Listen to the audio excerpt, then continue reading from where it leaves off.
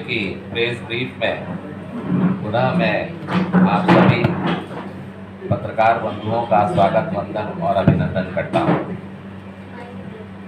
छत्तीसगढ़ प्रदेश में जब से कांग्रेस की सरकार एक बार सत्ता में अभी 18 में आई, तब से अगर किसी राजनेता का नाम सबसे ज्यादा चर्चा में है तो वो है माननीय भूपेश बघेल जी, जो स्व के भाव से पीड़ित है, मैं और मेरा, अर्थात स्व का भाव।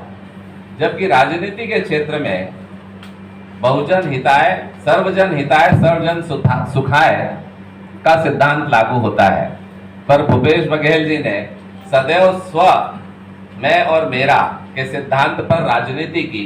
जब वो सत्ता में रहे तो मैं और मेरा इस भाव से उन्होंने छत्तीसगढ़ महतारी की धन संपदा को लूटा, तानाशाही रवैये से अधिकारियों को दबाव में लाकर और अपराध को फूलने फलने दिया। चाहे वो महादेव सट्टा ऐप हो, चाहे कोल स्कैम हो, सब मैं और मेरा स्व के भाव से था। और आज अनेक नेता और अनेक अधिकारी वो जेल पे है और कुछ बेल पे है, ये स्व के भाव से था। जब वो सत्ता में थे तो कांग्रेस पार्टी का इतना नुकसान किया कि स्व के भाव ने कांग्रेस पार्टी की सत्ता छीन ली। आज विपक्ष में है तो भाव मरा नहीं, स्व का भाव जिंदा है, मैं और मेरा जिंदा है। पार्टी से कोई लेना देना नहीं है, कांग्रेस पार्टी से उनको अभी स्पष्ट हो चुका है उनकी करनी से।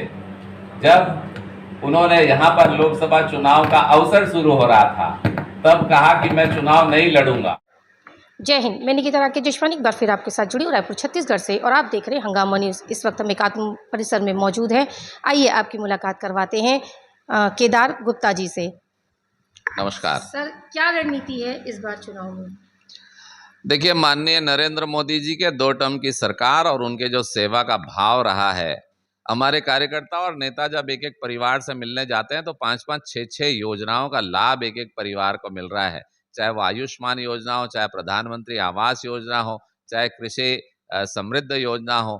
तो मेरा मानना है कि नरेंद्र मोदी जी ने देश को सुरक्षित किया, विकसित किया। इसको लेकर देश की जनता फिर से चाह रही है, प्रदेश की जनता चाह रही है कि अब की बार फिर से मोदी सरकार, और 400 पार के नारे को लेकर हम उत्साहित होकर अपनी छाती चौड़ी कर कर मतदाताओं के पास जा रहे हैं और उनसे चर्चा कर रहे हैं। तो रुझान स्पष्ट है कि भारी बहुमतों से भारतीय जनता पार्टी 11 की 11 लोकसभा छत्तीसगढ़ में जीतेगी। क्योंकि पिछली सरकार ने बस्तर में बहुत ज़्यादा स्कैम किया, जंगलों को लेकर, पत्तों को लेकर और शराब को लेकर भी। कवासी लखमा जिन्हें अभी टिकट मिला है, आपको क्या लगता है अगर सत्ता उनके हाथ में बस्तर की जाती है तो क्या बस्तर के हाल सुधरेंगे या और भी ज़्यादा बिगड़ जाएंगे?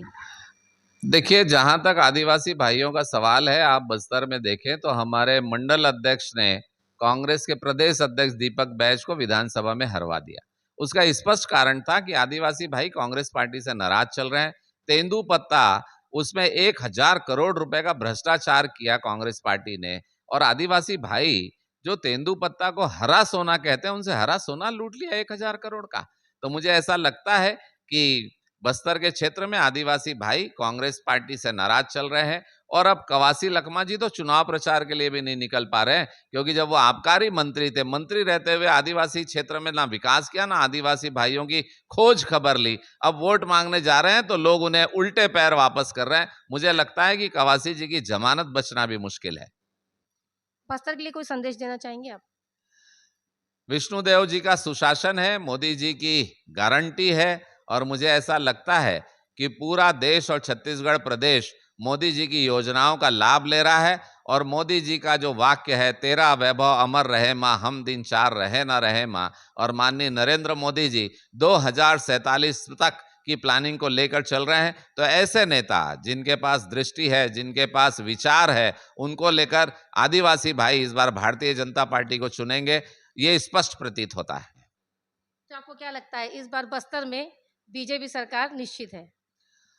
बिल्कुल निश्चित है। आदिवासी भाइयों ने देखा है कि छत्तीसगढ़ में जब 15 साल डॉक्टर रमन सिंह जी की सरकार थी, उन्होंने बस्तर को चारों तरफ से सड़कों का जाल दिया, पोटा संकल्प कैबिन स्कूलें दिए। तो और पहली बार हुआ कि आदिवासियों के बच्चे डॉक्टर और इंजीनियर बन पाए। डॉक्टर रमन सिंह जी का कार्यकाल में था। अब विष्णुदेव जी का सुशासन है, तो आप देख रहे हैं कि 5,500 रुपए में तेंदुपत्ते की खरीदी हो रही है, मुंशियों को भी अधिक धनराशि दी जा रही है। और बस्तर सुरक्षित महसूस हो रहा है जब 6-6, 7-7 खूंखार माओवादियों को उनकी मांद में घुसकर नक्सलियों को मारा जा रहा है। बस्तर आने वाले समय में और विकसित होगा, सुरक्षित होगा, ऐश्वर्यशाली, समृद्धशाली होगा। छत्तीसगढ़ महतारी के नाम से पूरे देश में अब हमें लोग जानेंगे। मेरा मानना है कि भाजपा अगर जीतेगी तो विकास और सुरक्षा के साथ यहाँ का जनजीवन आनंदित होगा। ये थे भाजपा के वचन। अब देखना ये है कि चुनाव आगे क्या रिजल्ट दिखाता है। हमारे साथ जुड़े थे केदार गुप्ता जी। बेहतरीन खबरों के लिए बने रहे हमारे साथ और देखते रहिए हंगामा न्यूज।